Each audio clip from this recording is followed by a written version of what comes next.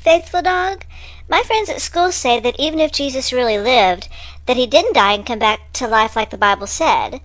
They say it's all legend, that over time Christians made up the part about coming back to life. Yes, a lot of non-believers want to try and say it happened that way. They just haven't researched it properly. If they researched it, they'd find that it's history, not legend. Even the most liberal scholars believe that the Gospel of Mark was written before the destruction of the temple in about AD 70. That's just 40 years or so after Jesus' death. 40 years is a short span in historical times.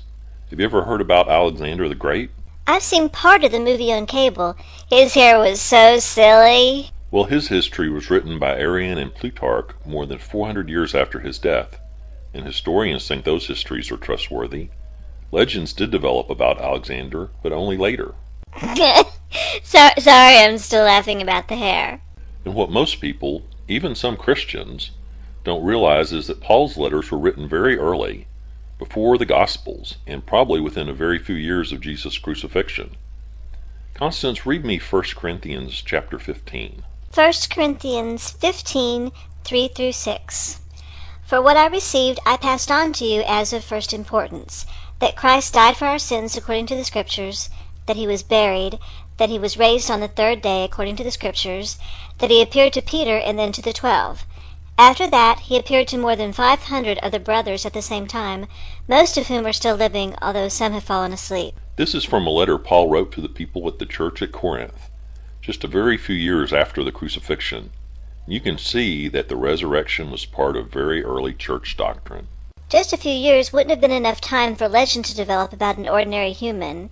And also he says that 500 people saw Jesus when he came back to life, and that many of those 500 were still alive. And Luke's Acts of the Apostles ends abruptly with Paul in prison, and Paul was executed in AD 62. Acts was written after Luke, and since Luke incorporates parts of the Gospel of Mark, that must mean Mark was written very early.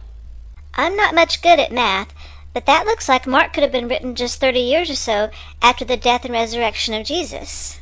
Yes, the legend theory just won't hold up under actual facts, just under wishful thinking.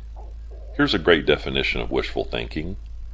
Someone said, I do not believe the authors I am quoting really believe what their printed words undoubtedly appear to be saying.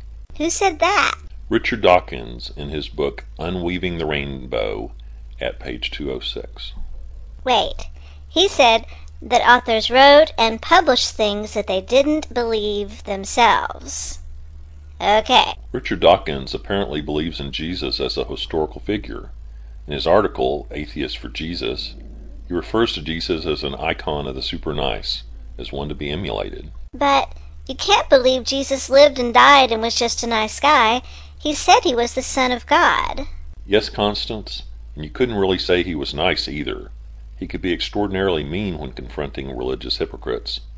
All in all, atheists indulge in far more wishful thinking than do believers.